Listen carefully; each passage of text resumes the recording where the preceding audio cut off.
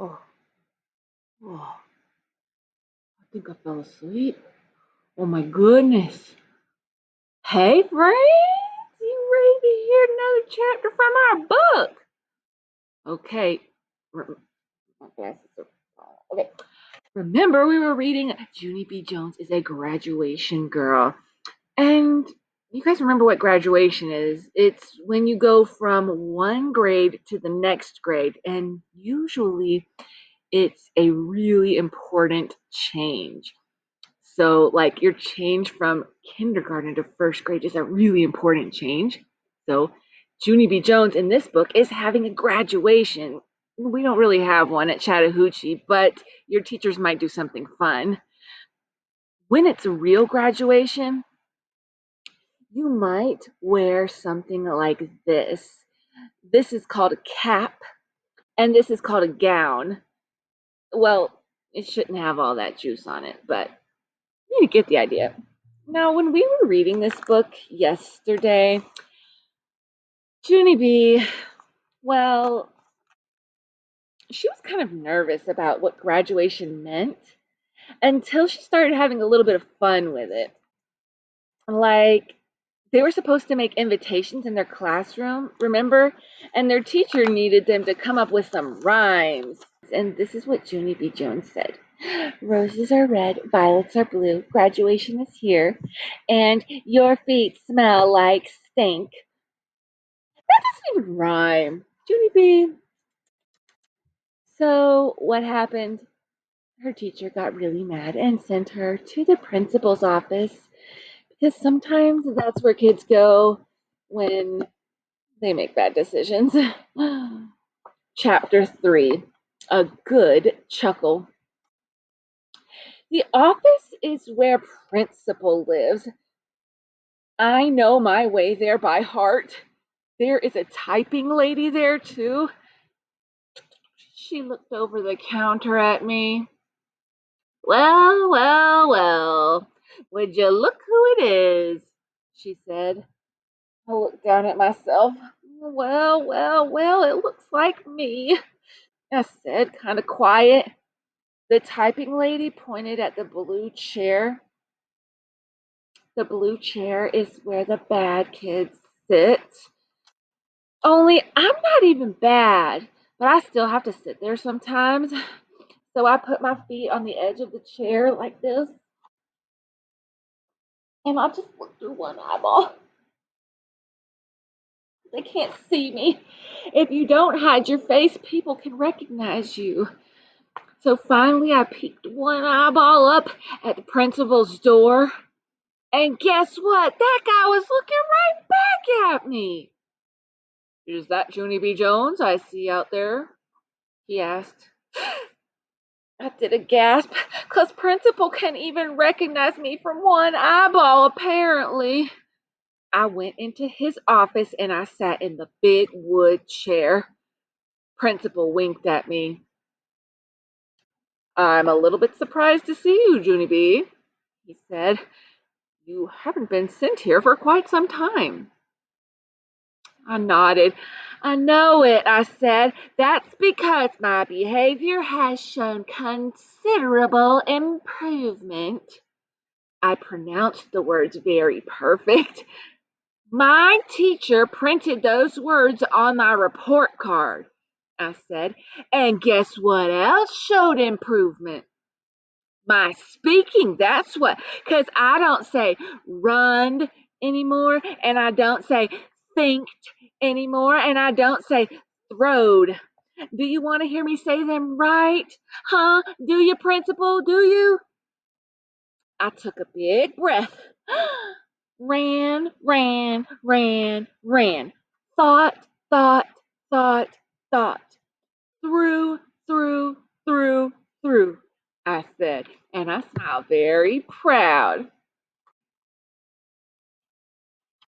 See, I told you, Mother says I am getting a better vocabulary, I said.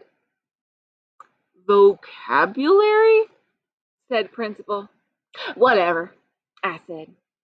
Principal smiled. Yes, well, I'm delighted with your improvements, Junie B. he said. But if everything has gotten better, then why are you here? I wiggled in my chair, very uncomfortable. Because it wasn't my fault, that's why, I said. What wasn't your fault? Said Principal. I wiggled some more. Then finally I told Principal about how my teacher made us write a graduation poem and how she said the last word had to rhyme with blue, and so Polly Allen Puffer rhymed the word P-U. I said, but then this missus got very mad at him because she did not appreciate his behavior, young man. Only too bad for me because then my brain thought of an even sillier poem and my mouth couldn't hold it inside. Principal closed his eyes. He did some deep breaths. All right, he said. Let's hear it. I gulped, very worried. Then I made my voice real soft. Roses are red, violets are blue. Graduation is here, and your feet smell like stink, I said. After that, Principal kept his eyes closed a real long time, and he did not say any words.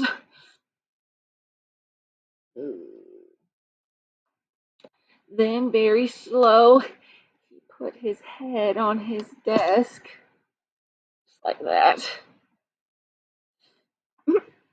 And he started to laugh. And then the laugh got louder and louder. And so, guess what? Then I started laughing too.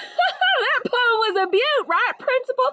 We are having ourselves a good chuckle over this, aren't we? The Principal stopped laughing very fast. He raised his head again. No, Genevieve, no, we are not having a good chuckle, he said. I'm sorry, your poem caught me completely by surprise, but I never should have laughed like that. He crossed his arms at me. You are right about one thing, though, he said. Your poem is definitely silly, but silly things are not always appropriate to say in the classroom, are they? Your teacher made it clear that she didn't like what Polly Allen had said, Junie B, but you called out your poem anyways. He made squinty eyes.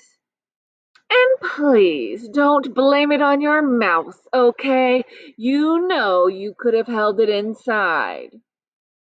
I shrugged my shoulders. I don't know, I said kind of quietly. Maybe I could have. Principal tapped his fingers on his desk. It is a very serious matter to disobey a teacher, Junie B, he said, and I want you to sit here and think about just how serious it is. Can you do that, please? Yes, I said, I can. After that, I squeezed my eyes real tight and thought and thought. Finally, I opened my eyes again. Good news, I said. I've said my last stink. Principal nodded his head. That is good news, he said. Then he stood up and he held my hand and he walked me into the hall. It's been an interesting year getting to know you, Junie B. Jones, he said. You're a fascinating little girl. Thank you, I said. You are fascinating too. After that, both of us waved goodbye, and I started skipping back to room 9. Then all of a sudden, I stopped and I spun around. Yeah, only we're not saying goodbye forever, right, Principal? Right? Because next year, I'll probably get sent down here too. Probably. Or else maybe you and I will just see each other on the playground, right? Principal did a chuckle. Right, he said.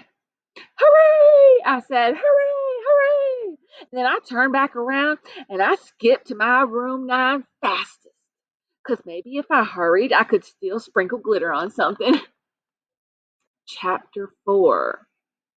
Cats in Gowns. Cats? Cats in gowns? That doesn't sound right. I skipped in the door of room 9. Then my whole face got happy because guess who was talking to my teacher? It was Gus Valoni. That's who. And Gus Valoni is my favorite janitor. Hey, we have janitors at our school too. They deliver special packages. They make sure everything's clean. They take the trash. You know them? Yeah. I zoomed right over to that guy.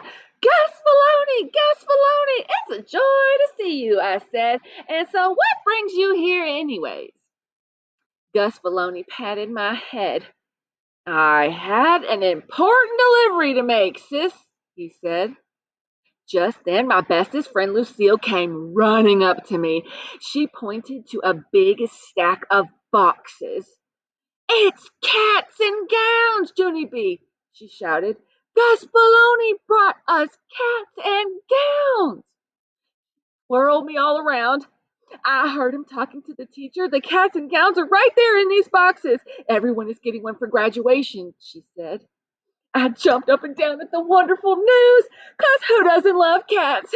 That's what I would like to know. Cats and gowns, I hollered. Cats and gowns, hollered room 9. Mrs. sat down in her chair real slow. Then Gus Maloney patted her on the shoulder and said the words, "Good luck." Mrs. said for room 9 to please stop shouting. I'm sorry, boys and girls, but Lucille did not hear me correctly, she said. No one in room 9 is getting a cat and a gown for graduation. Room 9 did a loud groan. Let me hear your loud groan. Oh! Then what are we getting exactly? I asked. Caps and gowns, said Mrs. You're all getting a cap and gown for graduation, not a cat and gown. No, no, no. I heard you say cat, teacher. I know I did. I know I did. Mrs. said for Lucille to hush. Then she passed out the boxes to all the children. I looked in my box, real curious. Then I kept looking and looking because something was not right in there. My cap got run over by a truck, I think, I said. It's a big square flatso. See how flat that is? Only that's how they're supposed to look. Mrs. laughed. Then she came to my table and she unfolded my cap and she put it right on my head. Hey, what do you know? It fits, I said. After that, all of us put our caps and gowns on, and we skipped all around the room, only not Lucille, because she was upset about the cat issue, of course. There's all of them skipping around the room.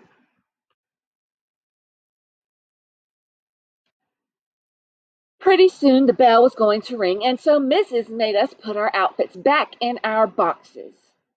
I'm going to let you take these home with you today, she said, but please do not play with them on the bus. And don't play with them at home either. These caps and gowns are white, okay? And white material gets soiled very easily. Soiled means dirty. I know it, Mrs. I said, because I know white material gets soiled easily because one time my grandpa Miller spilled soda on his new white tie, and you can see soda spots on that thing. Mrs. looked and looked at me. Then she sat down in her desk very quiet, and she waited for the bell to ring.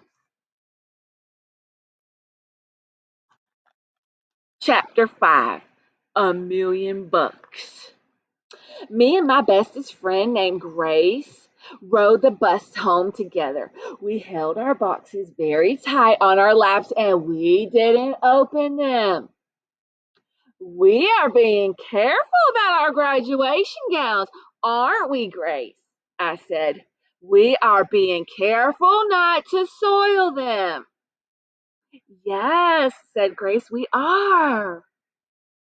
I looked down at my box. I am very proud of us for not opening these things, I said. I'm very proud of us too, said that Grace. We rode and rode. I did a sigh. It's too bad we can't just peek at them a little bit, though, isn't it, Grace? I said. One teensy peek wouldn't even hurt anything, I bet. That Grace didn't say anything. I tapped on her. Okay, here's what I'm thinking, Grace. I'm thinking we should do one little peek, and that's all. I said. What do you say, friend? Grace made her voice very loud. No, Junie B, no. We are not allowed to. Can't you follow orders? Huh? Don't you not want to soil these things? I did a huffy breath at her. But peeking will not even soil them, Grace, I said back. Peeking is just looking with your eyes, only faster. Only too bad for me, because Grace kept on saying, no, no, no. And so I had to wait and wait for that girl to get off the bus before I could peek. After she was gone, I looked in my box zippity quick, and what do you know? I didn't even soil anything. I got off the bus and ran to my house. My grandma Helen Miller was babysitting my brother. She was feeding him a snack in his high chair. Grandma Miller, I got my cap and gown. It is right here in this box, I said. Would you like me to try it on for you, Grandma? Huh? Would you? Grandma Miller clapped her hands. Of course I would, she said, real thrilled. Try it on right now. Okie doke, I said. Then I quick put my cap and gown on and I danced all around. See me, Grandma, see what I look like. I look like a graduation girl, I said, and I hopped around Ollie's high chair. My teacher said not to play in this, but hopping is not the same thing as playing, I said. Just then I heard the front door open. And hooray, hooray! Mother was home early from work. Her whole mouth came open when she saw me. Oh my goodness, she said. Look how cute you are. I know it, Mother. I know I am cute. I said, I look like $1,000,000 in this get-up. I twirled all around in front of her. See me twirling, Mother? Twirling is not the same thing as playing, I said. After I stopped twirling, I fell down on the floor. Falling on the floor is what comes after twirling. It cannot be helped, normally. Mother picked me up. Maybe you should take this off before you get it dirty, she said. No, Mother, no. I said, I want to keep it on. Please let me. Please, please. I quick ran to Ollie's high chair and I ducked down behind it. Ollie peeked around at me. He had sloppy on his face. I am not a sloppy baby like Ollie. I said, I won't get this dirty, I promise. But Mother shook her head. I'm sorry, Junie B, but it's just not a good idea to play in your gown, she said. After that, Mother and Grandma Miller blocked the high chair and I couldn't run away again. Oh, man, I said, I'm surrounded. Mother took my graduation outfit off of me and then she put it back on the back in the box, and she put the box way on top of the refrigerator. Let's store it up here for safekeeping, she said. Let's not, I said real growly. Mother made squinty eyes at me and then she took me by my arm, because that woman has no sense of humor, apparently. She shut my door and she left and she marched me to my room. I flopped on the bed very glum. My stuffed animals were very glum too. Everybody thinks I'm a sloppy baby, but I'm not, I said. I don't think you're a sloppy baby, said my stuffed elephant. Said my stuffed elephant named Philip Johnny Bob. I don't think you're a sloppy baby either, said my Christmas bear. I wish your mother didn't put that cap and gown box on top of the refrigerator. Mr. Koala said. Me too, said Philip Johnny Bob. I so wish you could get it down from there so all of us could come and see it. After that, I thought and thought. Then I lifted up his softy ear and I whispered, maybe I can get it. Dun dun dun! And we'll stop there for today, friends. That was the end of chapter 5. Oh, get this. Chapter 6 is called Pooped and Thirsty. All right, I'll see you later. Thanks for listening. Bye.